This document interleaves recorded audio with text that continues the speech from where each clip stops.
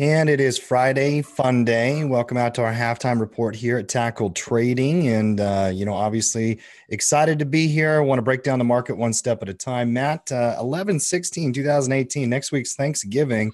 Mhm. Market's got to step into gear if it's going to have any kind of Christmas rally. How you doing this morning, brother? It's getting late in that Christmas rally, Tim. We might be waiting for Santa and get a lump of coal here. It still can happen. I mean, it's still in the cards potentially, but obviously, I think we're going to look back and see the Christmas holiday season as one of those frustrating moments of whipsawing up and down and whipsawing up and down. And finally, coming into 2019, we finally find a footing one way or the other. yeah, it's going to I'm be an not interesting. predicting that, but that's what we've been going through in the last month. Just whipsaw after whipsaw. Yeah. Today, we're going to break down a scan, actually, and we're going to teach people how to do a bullish retracement scan. We're going to do that later in the show. One thing that we do during our halftime report each and every day is we conduct our daily routine. In fact, one of the original designs as to why we wanted to do this show on YouTube every day, Matt, is to help people understand how to approach a daily routine. And that always starts with the S&P 500 and the overall market. Obviously, a lighter candlestick here today going into a Friday. Give me a technical read to start out. Technically, you're just kind of hanging out after yesterday's rally coming in the close, as it tested under 2,700. Like we've said for a very long time, Tim, you have three parts of this market that are important. You have the open, you have the middle of the trading day, which is typically a bunch of nothing. And then you have the very important coming into that last hour of the market trading day, and that's the close. And so you had some rallies coming into the close yesterday, which was obviously positive. But Tim, you're still underneath major resistance areas. You're still kind of in that no man's land between the ultimate resistance and support channels at 2,800 and 2,600. And right now you're just kind of in that no man's land. Yeah, one news story that I saw overnight and this morning when I woke up was Theresa May might be up for a no confidence vote. Obviously, that's going to affect the currency markets as much as anything. When you see that kind of thing, Matt, you know where Brexit is. Does that have any impact on the way that you look at the stock market before we get into Well, currency? I saw those headlines and the concerns about Brexit and the no confidence vote and all of that, and you can look at that, but the pound's up today, the euro's up today, the UK FTSE markets only went down just a little bit, so that's in the headline obviously, but the market didn't respond to that overnight too aggressively on the downside for certain. hmm Quite a few stocks in the S&P that I found very interesting. Shipping companies like CHRW, trucking company, if you bring that one up. I went and charted every company in the S&P 500. CHRW. And let's see. Just a little W pattern about to break back to the high side. If it did go up and trigger, I kind of like that one. I like it Uh, above 92. I even like some of the travel companies like TripAdvisors and Expedia, TRIP. A little high base situation after earnings. Yeah, we're going to be breaking these down one at a time, and EXPD as well, Expedia. So I found some strength, Matt, in at least where I was interested. They need triggers, they need confirmation. I'm not buying going into a weekend, but I know this as a trader and as an investor, I'm not just going to go look at all the bears because I'm bearish, right? I have been bearish on the market now for quite some time, but I need to stay open-minded enough to go and look for bullish opportunities in any market. And that's even where like XLP came in. And you and I were talking about this before. There are opportunities to the upside, don't you think? Oh, there certainly are. And if there's two sectors out there in the marketplace that you can kind of look at to get some type of clarity from a technical condition, I'm looking at both sectors, XLP and XLB, Tim. Mhm. XLP, the consumer staples sector, if you look at this has been the most consistent sector over the course of the last month, given the volatility in the market.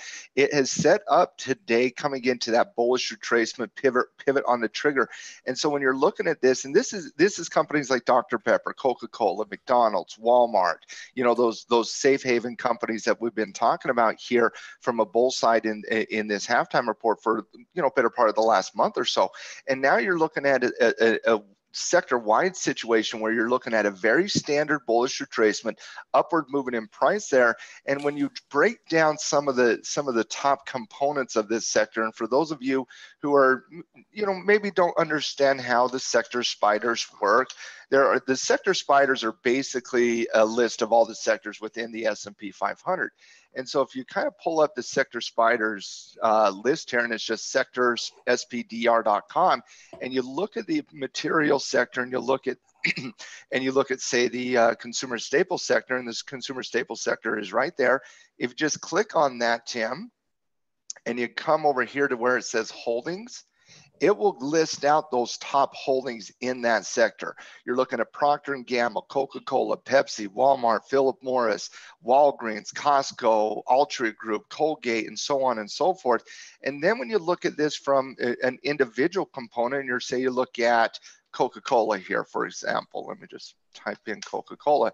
You're looking at a very strong stock, potentially breaking out of a high base that is a very important psychological number at $50. And so when you're looking at that sector, breaking down those individual components, you can find some potential really good trades to the bull side, even though it has been volatile out there.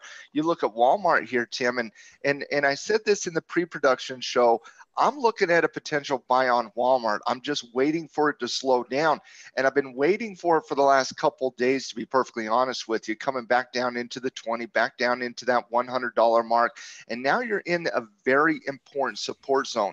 And I do think this is like, I don't want to say make or break, but that for me, this could change the outlook of the trade. So for example, on Walmart, I'm looking at a potential bullish retracement that is retracing back down into its 50-day moving average. It's in the middle of two rising moving averages, which is called the bull zone. You have, as you can see from the trend perspective, the 20 is increasing against the 50. That shows momentum going into the trend. But now with this retracement coming into that deep level of retracement, we've talked about Goldilocks retracements before. This is threatening to get outside that Goldilocks range, Tim. You also have a very consistent trend line, as I've drawn here, connecting the previous pivots of support throughout June. You're coming smack dab into that trend line. You're right there at the 50-day moving average. You're also right here at the previous pivot channel at 97.5. And so the reason I bring this up, Tim, is we're going to be talking about bullish retracements later today in the halftime report, kind of identifying those. This is in one of those setups where you're like, okay, we're in a strong trend line. We're smack dab at that 50-day moving average. We're at a previous pivot. And if it can't hold that, Tim, and let's say it comes all the way down to 95 and I pivot at 95, I'll have a very different response to a pivot at 95 than I would be at a pivot at this level. So I was looking for it at 100. It broke through that, didn't even care about it. It's coming back down to that area of last resort to a certain extent. It's coming into that level. I'm looking for that to slow down. The consumer staples sector, Walmart is one of the biggest components in that consumer staples sector. The consumer staples sector is setting up on a bullish retracement, confirming today. Walmart hasn't done that, but if Walmart slows down, gives me some type of slowing momentum candle and a pivot on Monday or Tuesday, that to me could be a very significant swing trading opportunity coming into next week. But again, that's why it's so important for Walmart to hold that 97.5 level though. I like it. I will challenge one thing that Cody said earlier. He said that if you like it at 100, you got to like it at 97, and that's not necessarily true logic. But just because it's Cody dropped, kind of being sarcastic on that. No, I get it. I get it. But you don't like it just because it keeps dropping. You have to get that confirmation trigger back up. But again, there isn't one level of support when a stock is retracing, Tim. There's 5 different levels of support. You have significant whole numbers like 100. We like it at 100 if it pivot. It didn't pivot. You have your moving averages like the 20-day moving average and the 50-day moving average. It hit those levels. It broke through the 20 like it was nobody's business. Obviously, that was an earnings report, and earnings reports don't care about support or resistance levels, but it did break that level. The 50-day moving average, the previous level of resistance, which is old prior pivots, you're still in those support levels. And so when you're looking at retracements, you got to be willing to pull the trigger at different levels, Tim. I was willing to pull the trigger at the 20-day moving average, but obviously not before earnings. I'm willing to pull the trigger at $100, but it didn't bounce there. I'm willing to pull the trigger at 97.5 just simply because it's out now at a different level of support at 97.5, previous old resistance, new support at that trend line and at the 50-day moving average. And if it doesn't hold that level, Tim, at that point, you're not talking about a bullish retracement. At that point, you're talking about something else. And so that's why it's important to be prepared for this, because just because I'm ready to buy at 100 doesn't mean the market is. And just because I'm ready to buy at 97.5 doesn't mean the market is. We need to wait to see the market confirm at those support levels. And I know you don't love your Fibonacci's, Tim, but Fibonacci retracement tools can be very, very helpful in identifying where those levels could come into. And we've talked about these Fibonacci retracement levels before, Tim. Once you get underneath that 61.8% level, you're talking about something that is outside that Goldilocks retracement that we've identified. So those levels are important for technicians who are looking for a reason and an area to buy on the marketplace. And if it comes underneath that 61, if it comes underneath the prior pivot, if it comes underneath that 50-day moving average, if it comes underneath that trend line that we talked about, those same reasons that technicians are prepared to buy, those technicians are now saying, oh, I don't like it anymore. Let me go find something else that I like a little better. Some other stocks in the S&P we got to look at here today. PCG had some positive news, if you could call it that. It did come back a little bit. There was some report out of California that they're not going to break up the company or make them go bankrupt. No, it was they're not bankrupt yet, basically. Obviously, there's a lot of news around PCG with the Spark and the report that we talked about yesterday and the day before. The simple reality is we don't know the truth here, to be perfectly honest. But I woke up to the headline, Tim. PCG skyrockets on this, and I'm like, wow, let's go look at it. It's up 36%. Now, I want you to realize something, Tim. A headline up 36%. You're like, wow, it's absolutely skyrocketing, doing absolutely amazing things. And you're like, well, it should be going up, up, up, up, up. But a 36% increase after a 70% decrease is not really the same thing. When something goes, yeah, go ahead. Dead cat bounce. Okay. That's all it is. Yeah. I mean, well, look at that dead cat bounce going to $30 before we look at any shorting opportunity here. But I obviously you're not going to buy this. You shouldn't touch it. You should stay away from it until the news cycle turns out. I agree. Edison, Cody, Sempra, Lennar, they round out the top 5 gainers for the S&P 500. NVIDIA is the biggest loser and probably the market leader here today in terms of importance.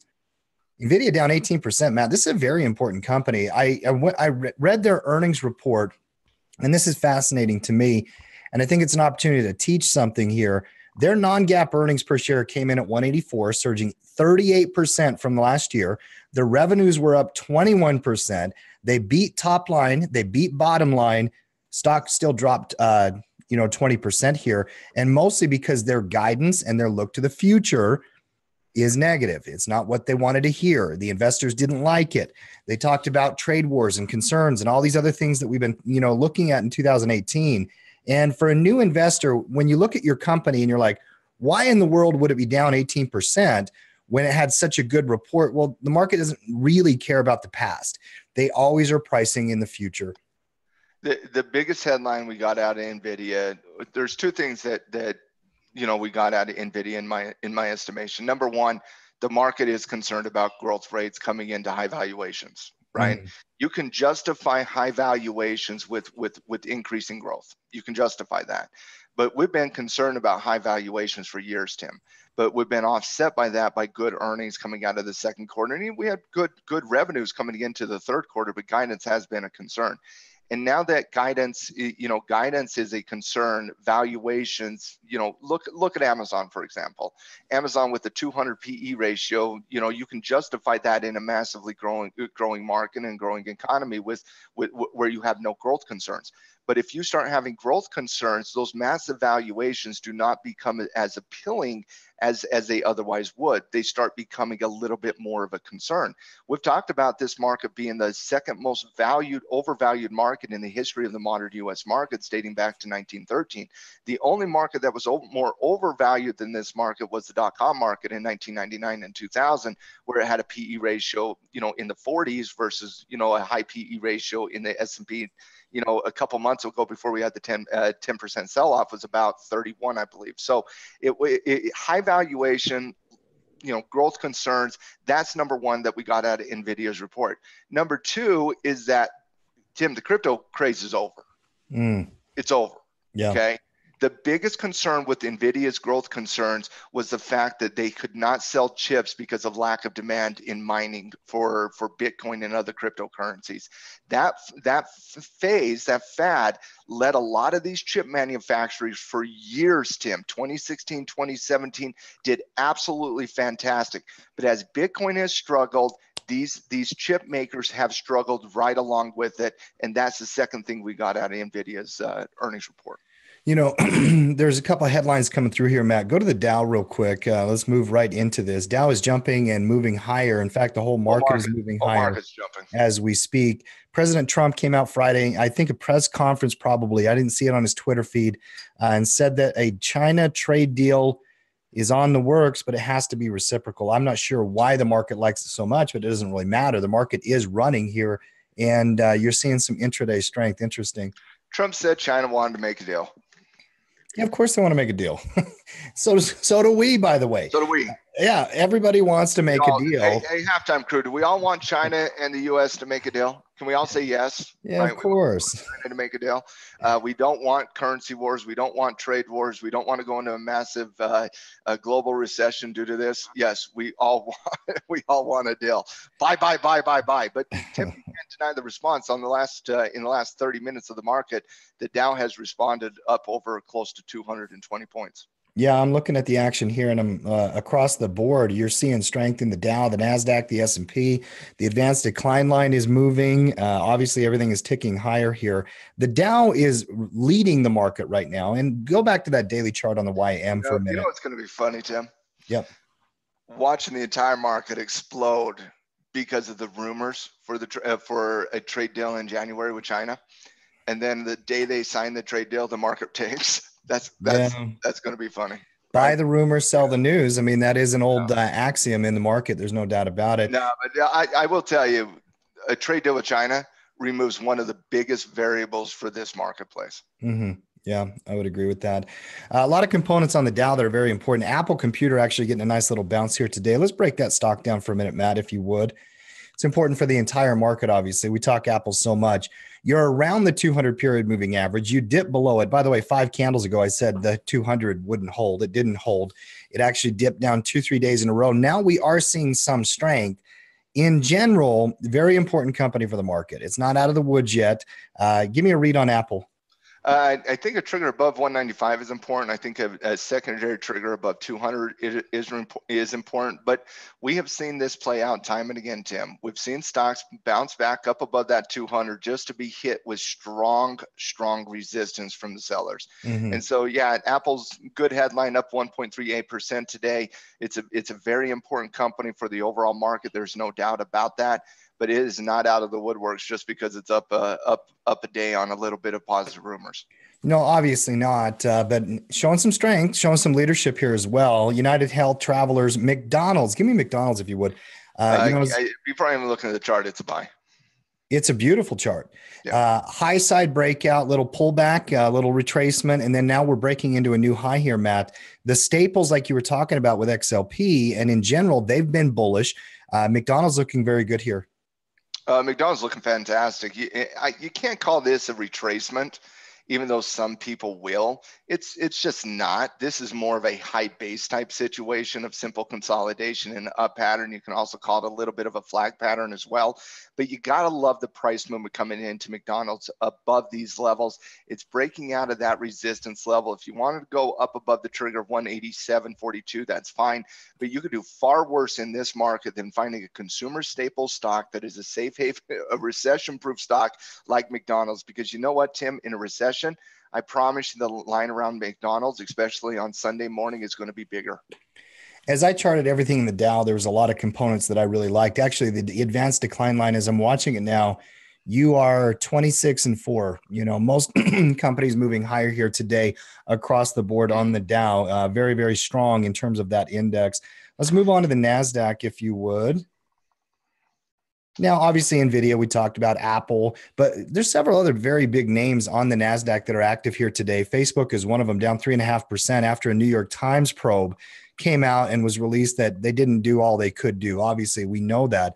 Facebook paraded Mark Zuckerberg around the globe throughout the year in front of Congress and all over the place, try to get better PR. The NQ is showing strength. Facebook's not. We'll get to Facebook in a second. Give me a read on this index first, Matt.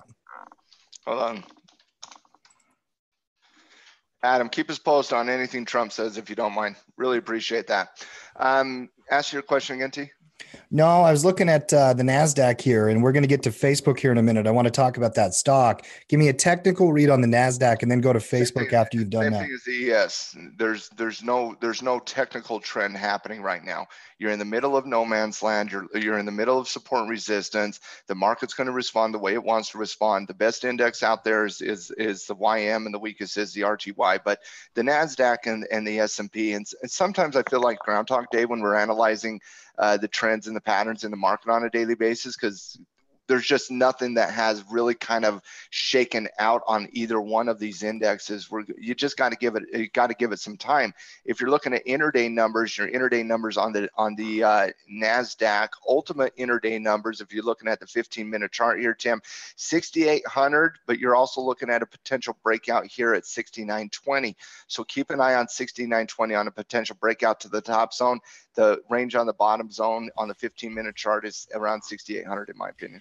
Let's go through some stocks that are grabbing my eye right now. One, I think we got to talk about Facebook, man. I think that you were answering Adam about Trump when I was talking about it a minute ago. Did you see the New York Times probe on Facebook?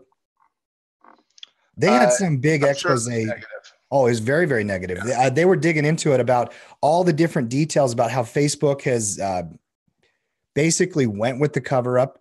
They have paraded Mark Zuckerberg all over the world, including in front of Congress, to make it look like they're trying to do their best, but they're internally not doing that.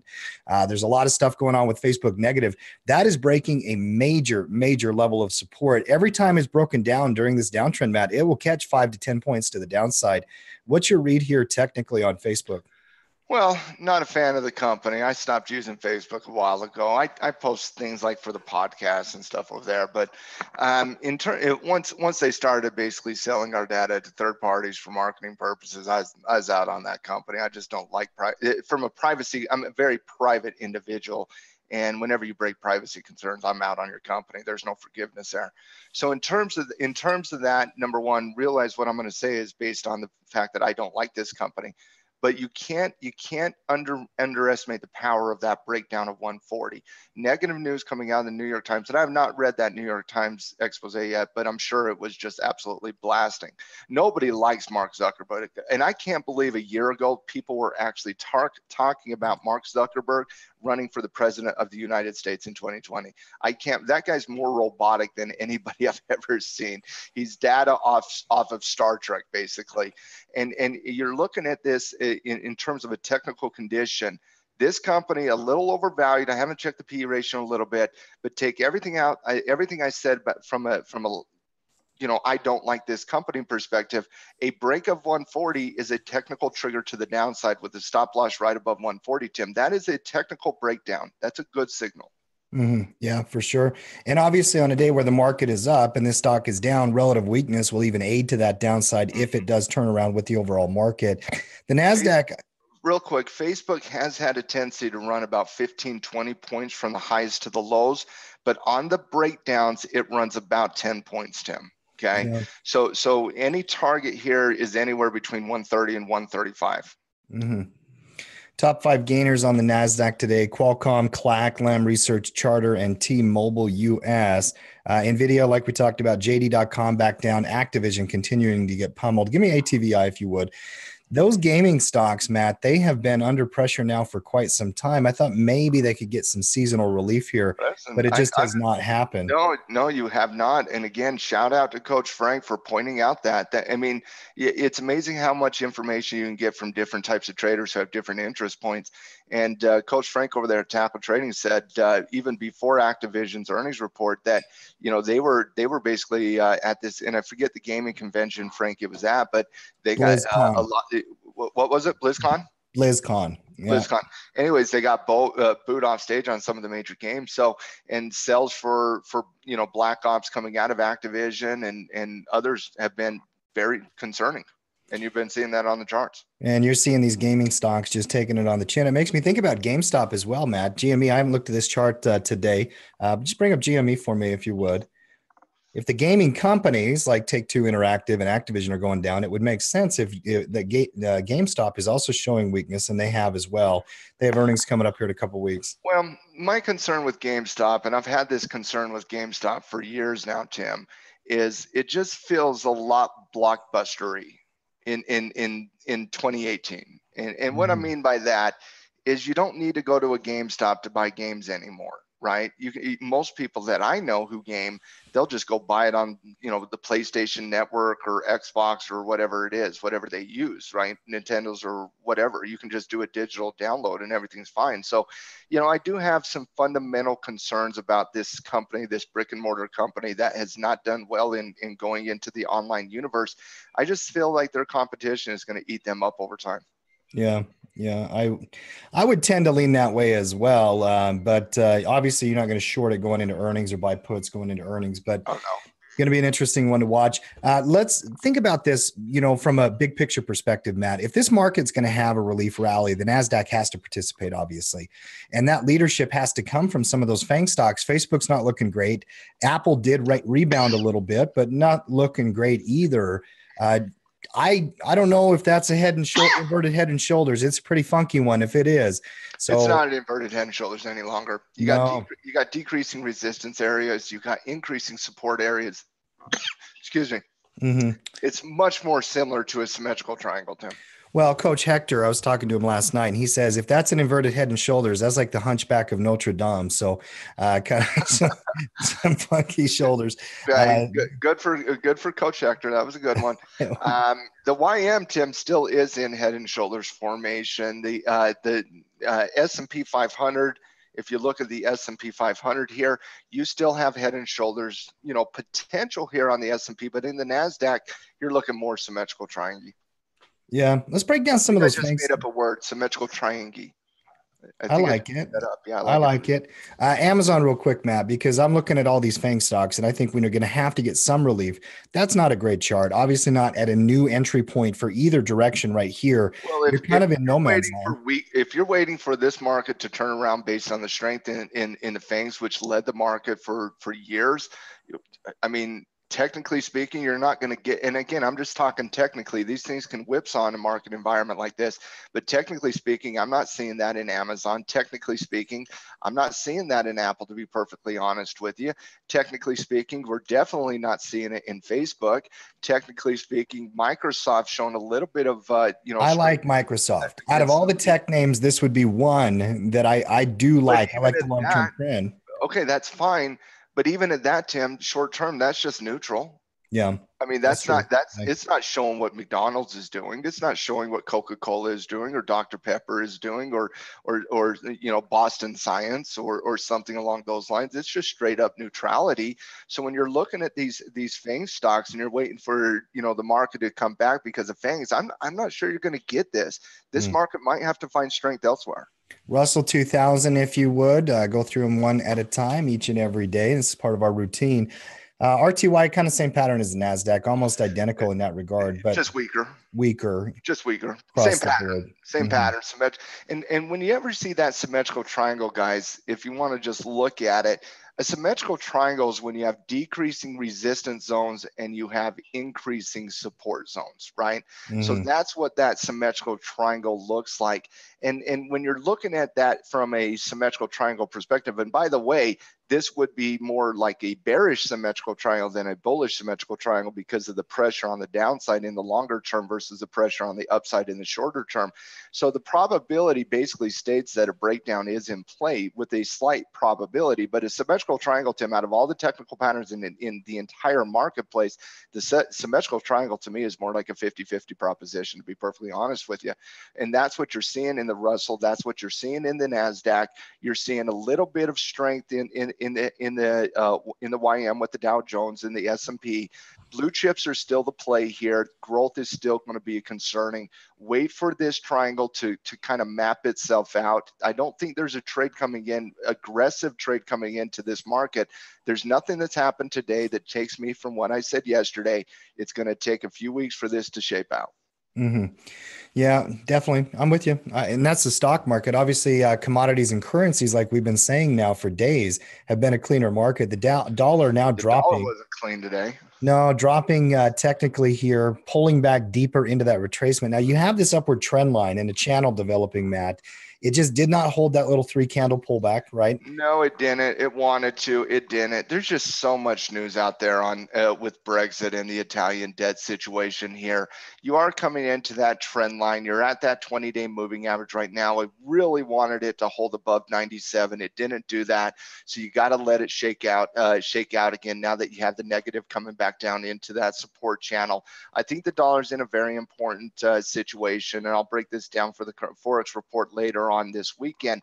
But if you look at this from just a major currencies perspective, kind of showing how these, a lot of times when you see the dollar move that strong one way or the other, it adjusts a lot of those trends and patterns within the currency market itself. If you're looking at the Forex major pairs here, the dollar yen coming back down into that very important support channel. Look at this channel. It could hold, break back up above that channel. That could be a good trade, Tim, but we need to wait to see that a couple days on the Japanese yen. Looking at the Swiss franc, it's just doing the same thing it's been doing. Doesn't know how it wants to handle that dollar versus dollar. You're looking at, and the CAD pair, Tim, this is a standard bullish retracement on the CAD. That could be a really good trade coming out long dollar next week if that support channel does hold. The New Zealand dollar, we talked about it yesterday. We talked about it the day before. I talked about it in the Forex report, Tim. Look what the New Zealand dollar has done. It has done, even after the breakout it had yesterday, and we caught that one on during the halftime report. Look at it coming right back into that target there. It's going to be interesting to see how this holds. The New Zealand dollar is one of the most bullish currencies in the entire Forex market right now. This looks extremely strong. It's extremely strong coming into that potential breakout channel at 69 cents. That's a currency that pivoted very, very well. We talked about that in the Forex report last week. The pound dollar is just, stay away from it right now, to be perfectly honest with you. This thing has been so frustrating to trade, in terms of it ultimately holding different channels, but because of the volatility going up tremendously, down tremendously, this is something that I personally would stay away from for the time being until Brexit really kind of gets a little bit more on a solid footing. Look at the Australian dollar here, Tim. On dollar weakness, Australia is breaking out right now of that very important 73-cent channel.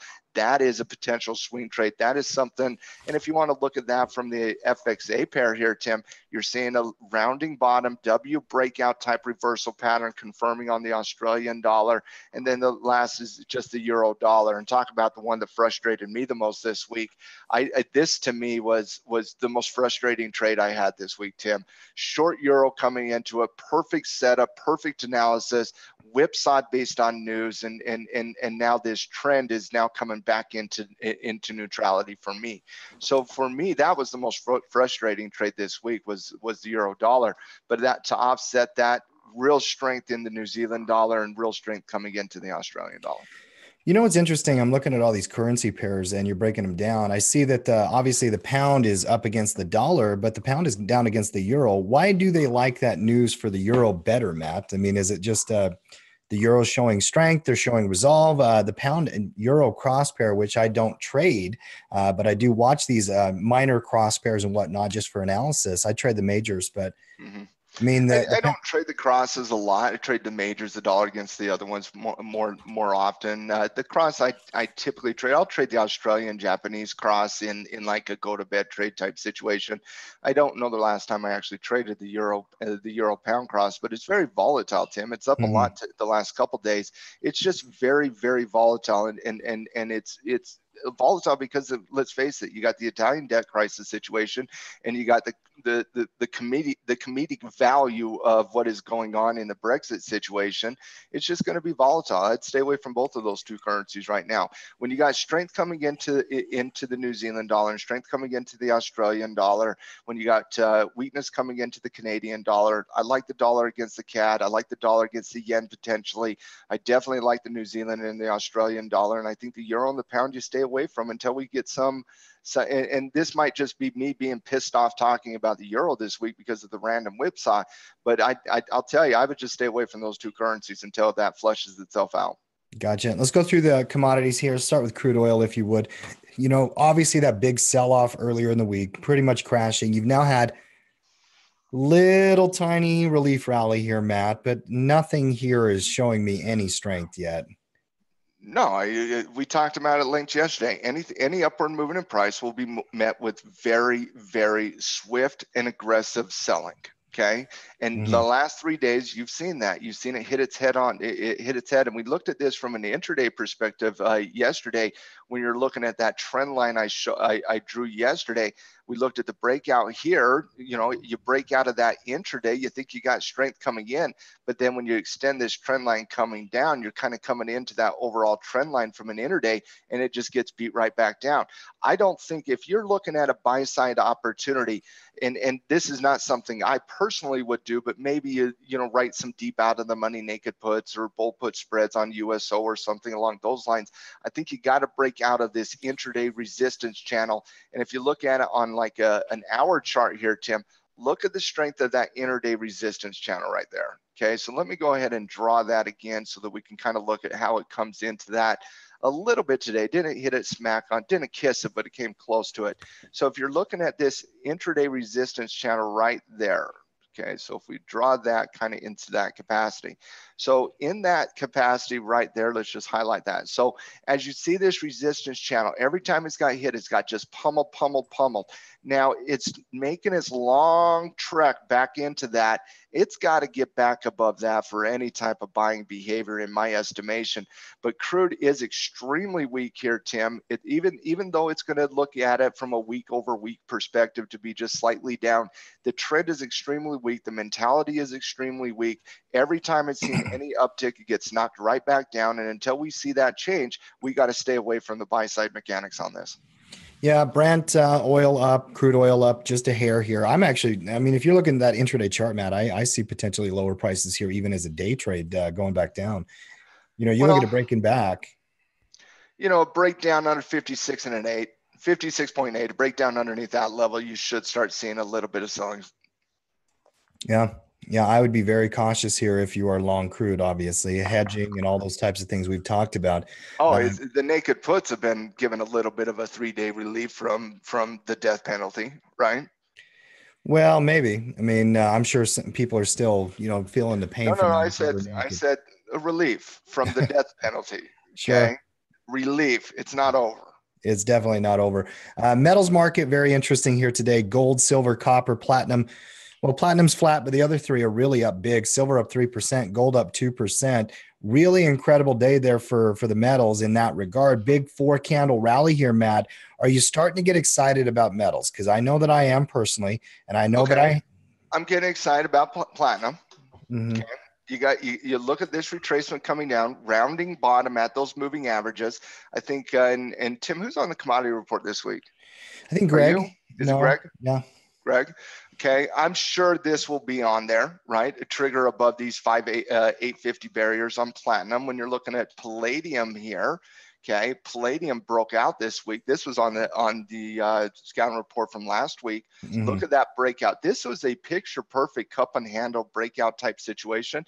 You got to like that from palladium, and shout out to Zahner's Metals and Pete Thomas, who 3 months ago, Tim, and it might not have been 3, it might have been 2 months ago, but 2 or 3 months ago, he came on our podcast, Tim, and he said, the two metals you want to look at right now are palladium and platinum. Okay. And that is a 40-year-old veteran of the Chicago Mercantile Exchange, the Chicago Board of Options Exchange, Zahner Precious Metals, Pete Thomas, and when he says that, we should listen to it. And what you've seen since he came on that, you've seen palladium, you've seen platinum do really, really well. Gold, silver's kind of has hung out just a little bit. Gold, you got to like above the 1220 mark. So, and I'm glad silver held that 14 level, Tim. That was something I was very concerned about, but I'm glad it did. But you're coming smack dab into some resistance on silver. And so if you're looking at ranking the commodities, kind of like, and yes, there are ETFs on palladium and platinum. PAL is one of them. PAL is one.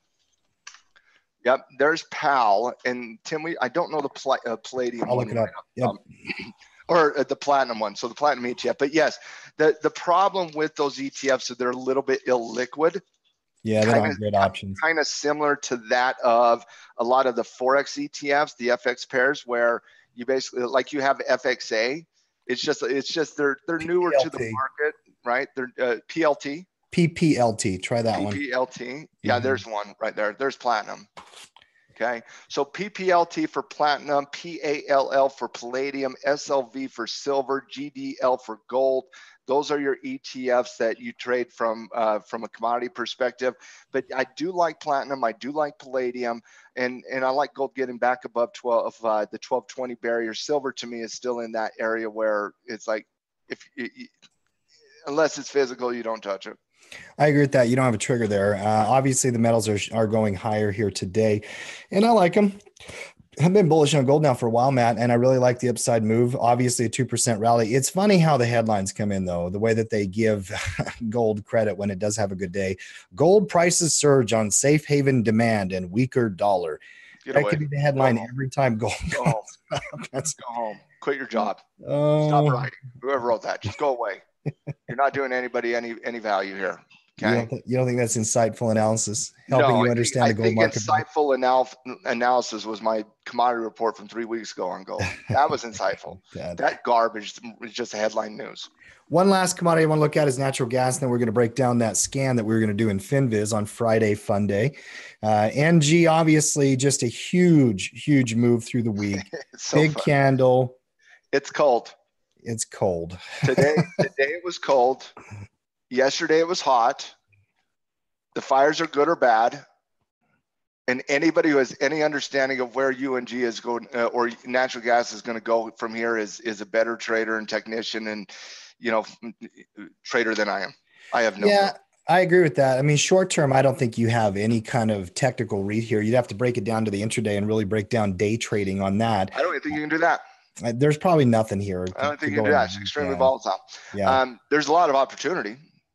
Okay. Sure. And I think you got to ultimately trade breakouts on the intraday. Don't trade retracements on the intraday with something like this. Trade breakouts on the intraday. Yeah. All right, guys, we are at our halftime point of the halftime report. Actually, fourth quarter. Fourth quarter. I like it. Fourth quarter. And makes me think Bears got a big game on Sunday night. I'm excited. Yeah, so does Miami. They don't play. I get real nervous as a football fan of the Chicago Bears when people start telling me they think my team is good. All right. Tim. It's driving me nuts. I don't want to hear it. Tim, your team's okay.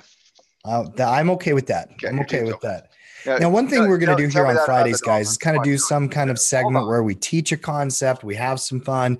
Today, what we're going to do, Matt, is we're going to run a scan and show people how we do scanning in FinViz for bullish retracements.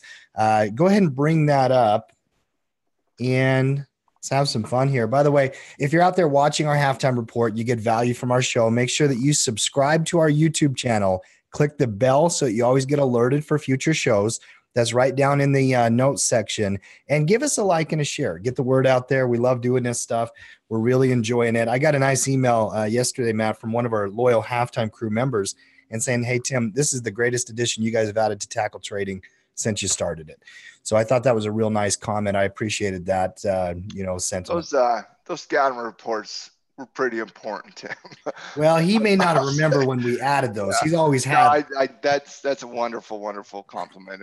And we love being there every day for our team. We love hanging out with our halftime crew every day. And we're going to keep putting out quality content for everybody. Mm-hmm. Absolutely. Show me how to find stocks here in FinViz. There's kind of an art to this. It much more art than science, I will say. Yeah. But in terms of FinViz, back in the day, Tim, when you and I first started trading, we had all these, softwares, right? And in these softwares, like I believe the first software you and I started using was a software called Trade Center, right? Mm-hmm.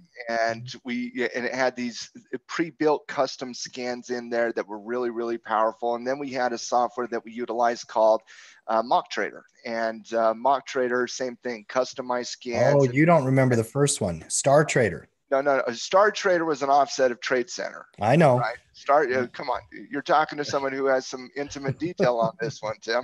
Yeah. So Star Trader was a was a box version of Trade Center is basically what it was. It was a Mm-hmm. rebranded to a new brand off Trade Center.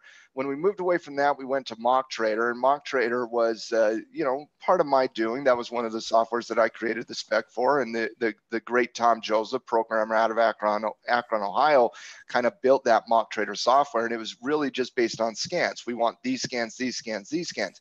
But back then, 10, 15 years ago, Tim, it was very custom for people like you and I to pay money for software, correct? That's right. Yep. And people would pay $2,000, $3,000, $4,000 just to get access to the software so that they could run scans and find their scans and so on and so forth. But as the world has evolved technologically over the last 10 years, not everybody is willing to pay money for software. So a lot of those softwares that were so good from a scanning perspective years and years and years ago, they're no longer on the market because you have these websites like FinViz and others where you can customize and build your software. And Paul, I liked Mock Trader too, and I still use a version of Mock Trader called from Tom, but it's a different version. But Mock Trader, let's rest in peace for Mock Trader. It did die a few years ago, but in terms of that, a lot of the death of those softwares, Tim, was because of scans like this, like in FinViz. Now, the problem is they're not custom. You have to build your own scans. Unlike some of those old softwares where literally all you had to do is click a button and here's 50 bullish retracements in great technical conditions. Sometimes I wish we didn't move into that free, everything free type world. But you get what you pay for, and because FinViz is a free software, you got to kind of do it on your own. So you got to kind of use a little creative thinking skill set, critical thinking skill set here. Now, the first thing that we do, ladies and gentlemen, is we fill out the descriptive tab here. So you have the descriptive tab, fundamental tab, and technical tab. Now, I like to always go plus mid, Tim. And the reason I like to go plus mid is that just kicks me out all those small penny stocks, all those micro fraction stocks, pink slips, all those illiquid type of stocks. And as you can see, as I keep on clicking buttons, Tim, you'll see this number drop. So if you go back to any, you'll see, okay, this scan right now, because it has no criterias, has 7,527 stocks on it. If I click to just plus mid cap, 2 billion stocks or above, now I have 1,800 stocks. Now, Tim, I always go average volume over 1 million. Okay. Some people will recommend average volume over, maybe 500,000. But what I've found, especially as an option trader, I don't trade a lot of stock outside of covered calls. So especially as an option trader, liquidity is even more important to me than a stock trader is, because if you have 500,000 on the stock, a lot of times you're going to have a liquid nature in those options. So I like to look at about 1 million shares traded daily. Now you can look at different sectors if you want to look at different sectors. Always go to optionable and shortable. Yes, Elon, we're going to go to shortable as well. And I always go price over $10. So on my descriptive tab here, I have 4 tabs I personally do. Plus mid, average volume over 1 million. It's optionable and shortable, and then price over $10.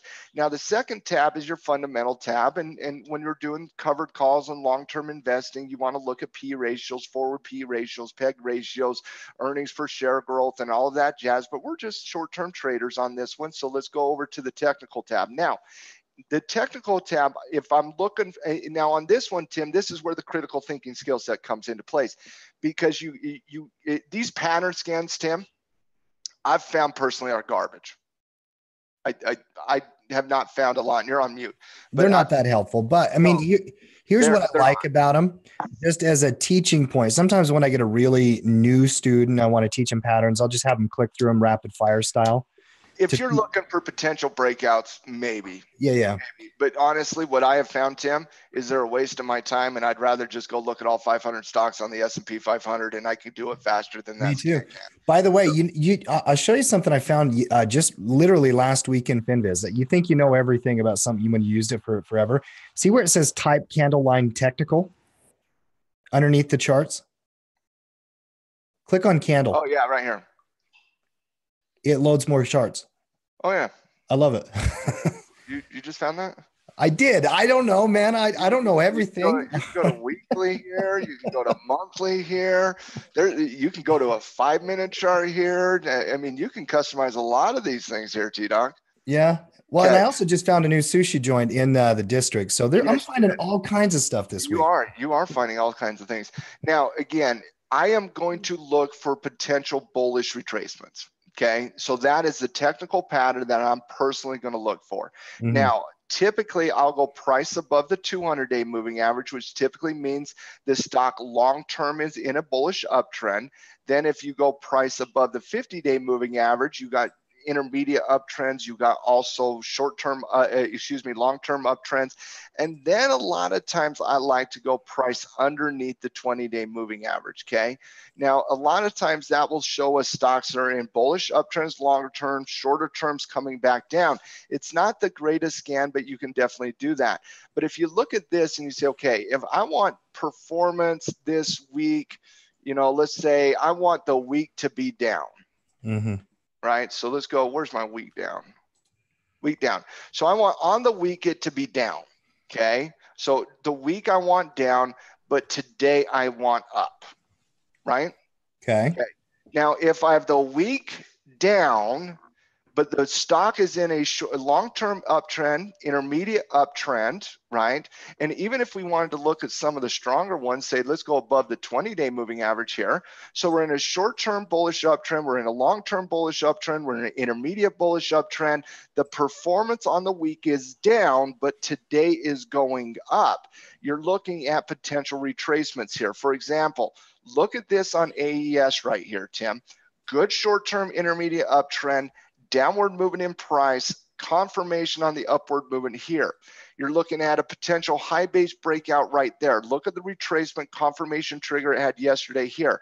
Look at AIV. Now, obviously, I would break these down into individual components and look at their trends and the patterns. Well, and pause for a second. Pause for a second. That's a very, very important point, guys. And by the way, if you're out there watching, we're doing some teaching here during our fun day Friday on the halftime report. But Matt, you don't make trading decisions from this point in your research, obviously. See, I think people are trying a watch list. That's right. So you run the scan to build a candidate or watch list. Or you can just watch the scouting reports tomorrow because we're going to break down 4,000 stocks today. Gotcha. Okay. I know. Yeah. But we're just showing a way kind of how people can do this during, as they're going about their own day. So basically what we're trying to do is create a watch list here that we could go break down those individual components to look at, set method type trading here. But that's one way to build a bullish retracement scan. You can also save these as preset filters, Tim. So if you'll see here, right, let's go pull back pivot trigger. Here's a preset save scan. So once you build your scan, you can go to presets, save your screen, edit your screen, so on and so forth. But if you go here to those pullback pivots, you'll kind of see exactly what we were talking about, right? We have a, descriptive, fill out our things, find us some nice retracements and so on and so forth. CI, good retracement there. Yeah, I like it. Glue, look at that one. Don't even know what this company is. Multimedia graphics software, good little short-term retracement on that one. Even FireEye there. I mean, that was a HCP. Yeah. Johnson & Johnson, pullback trigger, looking at a breakout. KDP, look at this one. KDP, pullback on the week. Look at that nice little bullish uptrend trigger. Mosaic, McDonald's on the scan. Kroger might be setting up here. MPW, KISS, look for the breakout on that one. Merck breaking out today. So just on this little scan, Tim, I found 7 or 8. Some of the stocks we've already talked about today, but stocks to potentially go and look for. And by the end of the day and before our scouting report meeting, Matt, all of the coaches pretty much, and they've got all their different filters and scans. I've got like 10 different sources I use to go out and do research in and my watch list and all that kind of stuff. But at the core of it, there's nothing more pure than just looking at all of the charts that are tradable in a certain area, right? And just going through them. We're going to curate, we're going to hand pick, and we're going to do all of this work for our clients who are the pro members over there at Tackled Trading, just to save some time, and you're getting those veteran eyes on these charts to go out and hand pick all of those different components. Well, let me kind of show you a little bit of what we do. Okay. So basically, guys, this is kind of what we start off with, right? And these were the approved picks from last week, Tim. This list, guys, starts at about, and this is all of us breaking those down, right? So on Friday, every one of us coaches add all of our list and our stocks and everything, and then we meet on them. And that list will be between 200 and 300 different potential setups, Tim. And then we go through it to break down which ones are approved. And for a stock to get approved to go on the scouting report, Tim, every coach has to agree on the trade setup, correct? Yep. Okay, every coach. If there's one coach that says, I'm a little hesitant there, it gets axed. Okay, it gets absolutely axed. And then after we get the list approved, we go through the set method, entry, stop, target. And just to kind of give you a little bit of peek here, Tim, I haven't done mine yet. The only coach that has added those so far here, guys, look at that, Coach Frank coming in. And we know what Coach Frank likes. Frank, I've even looked at your stocks, and I'm willing to bet, Frank, that most of your picks are breakout candidates, because Frank is the breakout king. That he loves breakout candidates, bullish, bearish breakout candidates. And so as the next 2 hours unfolds, Tim, you're going to see every one of those coaches over there at Tackle. And there's about 8 or 9 of us that meet on this every single week. We're going to be filling out our list, and then we're going to be breaking them down. We look at the gridirons as well. As you can kind of see, the gridiron, that's gridiron for last week. Okay. So we go through the gridiron, go through all the reports, and then that's how we kind of go about making our reports. But I just want to kind of show you a little bit of insight onto that, guys. A lot of work goes into those scatter reports. We love doing them though. Yeah. And let's just kind of quickly look at the market intraday. It was running earlier when Trump had the news conference. We're about to the end of the show. I'll just give one last update on where the market is. NASDAQ ES, probably the ES, Matt. As I'm going into the end of the day here, I got to tell you, there's nothing really that's going to grab me and make me want to jump in there and do a bunch of decision making. Probably hedging, adjusting, cash flow, getting prepared for the scouting reports, putting good, thought and research into all of that.